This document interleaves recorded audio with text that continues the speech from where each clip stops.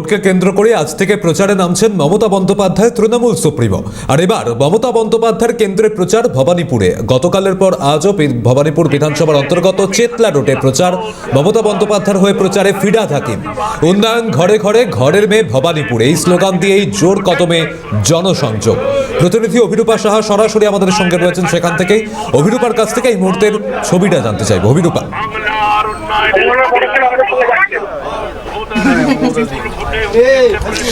সৌমজিৎ, দেখো সেই ছবি একেবারে সরাসরি আমরা দেখাচ্ছি।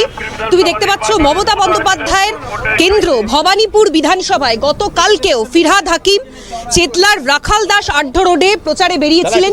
আজকেও সকাল থেকে জনসংযোগ সারছেন ববিদা। একটু কথা বলবো ববিদা, খুব সংকীর্ণ রাস্তা, কিন্তু মানুষের কাছে পৌঁছে যাওয়া কোথাও গিয়ে বাদ সাজছে না। মানুষের কাছে যাচ্ছেন এবং এই লিফলেট বিলি করছেন প্রত্যেকের হাতে হাতে। কি বলছে ভবানীপুরের মানুষজন? চালটা কি জল পড়ছে আর বর্ষায় আমাদের পেছনে তুমি দেখতে পাচ্ছ সৌমজিৎ, জন্য আমরা এত জলের মধ্যে দাঁড়িয়ে আছি। আমি বলেছিলাম আচ্ছা আমরা একটু কাজের ব্যবস্থা করে দিই। পরের কথা, এখন এসছি এতগুলো বললে কিছু মনে থাকবে না। মমতা দিকে ভোট দিতে হবে। ঠিক আছে ববিদা, একটু কথা বলছি। আপনার কাছে বিভিন্ন সমস্যার কথা মানুষজন তুলে ধরছে। আপনি এই এলাকার তো পৌরপিতা, মানুষের সঙ্গে কথা বলছেন। কি বলছে ভবানীপুর সমস্যা? যেহেতু এখানে আমি 25 বছর ধরে আছি এবং এই ওয়ার্ডটা একটা রেকর্ড লিড দেয় সবসময়, তাই মানুষ আমাদের পরিবারের মতন থাকে। পরিবারের কোনো সমস্যা হলে বলে, সেটা সমাধান করার চেষ্টা করি। আর আমরা সবাই মিলে মমতা বন্দ্যোপাধ্যায়ের হয়ে আজ নেমেছি এই কারণে, কারণ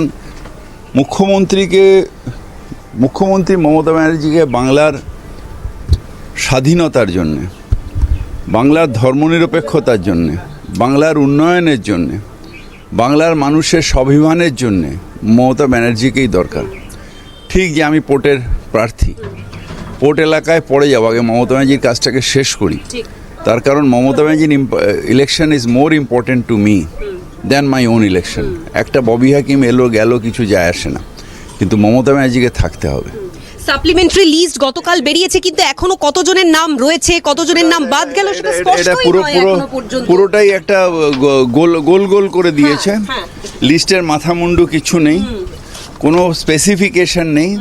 একটা লিস্ট বার করার হয় বার করেছে। ইলেকশন কমিশন ইচ্ছে করে সাপ্লিমেন্টারি জাজরা কি দিয়েছে জানি না, কিন্তু ওয়েবসাইটে এটা বেরিয়েছে, এটি ইচ্ছে করে আবারও বিভ্রান্ত করার চেষ্টা করছে। জোড়াসাঁকোর একটা বুথে দেখা যাচ্ছে 15 জনের নাম বিবেচনাধীন আর তাদের প্রত্যেকের নামই বাদ দিয়ে দেওয়া হয়েছে। এটা কি করে সম্ভব? হাউ ইজ ইট পসিবল ববিদা? It is possible because the election commission has a negative attitude. একদমই। ফলে যে ছবি আমরা দেখতে পাচ্ছি, তুমি দেখতে পাচ্ছ মমতা বন্দ্যোপাধ্যায়ের কেন্দ্র ভবানীপুর, সেখানে একেবারে ডোর টু ডোর তুমি দেখতে পাচ্ছ উন্নয়ন ঘরে ঘরে, ঘরের মেয়েই ভবানীপুরে। আমরা দেখেছি ভবানীপুরে যারা প্রার্থী হয়েছেন বিরোধী, তারা প্রত্যেকেই বাইরে। এবার তৃণমূল কংগ্রেস এই বিরোধীদের কোনোভাবে ধর্তব্যের মধ্যে ফেলতেই চাইছে না। যেহেতু ভবানীপুর মমতা বন্দ্যোপাধ্যায়ের একেবারে বরকেন্দ্র, সেখানে অভিষেক বন্দ্যোপাধ্যায়, মমতা বন্দ্যোপাধ্যায় তারা দুজনেই রীতিমতো টার্গেট ফিক্সড করে দিয়েছেন এবং তারপর থেকেই জোর কদমে ভবানীপুর বিধানসভার অন্তর্গত বিভিন্ন জায়গায় ফিরহাদ হাকিম তিনি ঘুরছেন, মানুষের সঙ্গে সঙ্গে কথা বলছেন এবং খুব তাৎপর্যপূর্ণভাবে সাধারণ মানুষ যারা ভবানীপুরের মানুষজনেরা রয়েছেন তারা কিন্তু ফিরহাদ হাকিমকে সামনে পেয়ে তাদের সমস্যার কথাও তুলে ধরছেন এবং তিনি আশ্বাসও দিচ্ছেন আগামী সময়ে যা যা সমস্যা হবে, যা যা সমস্যার মধ্যে যেতে হচ্ছে সেগুলো প্রত্যেকের সমাধান করা।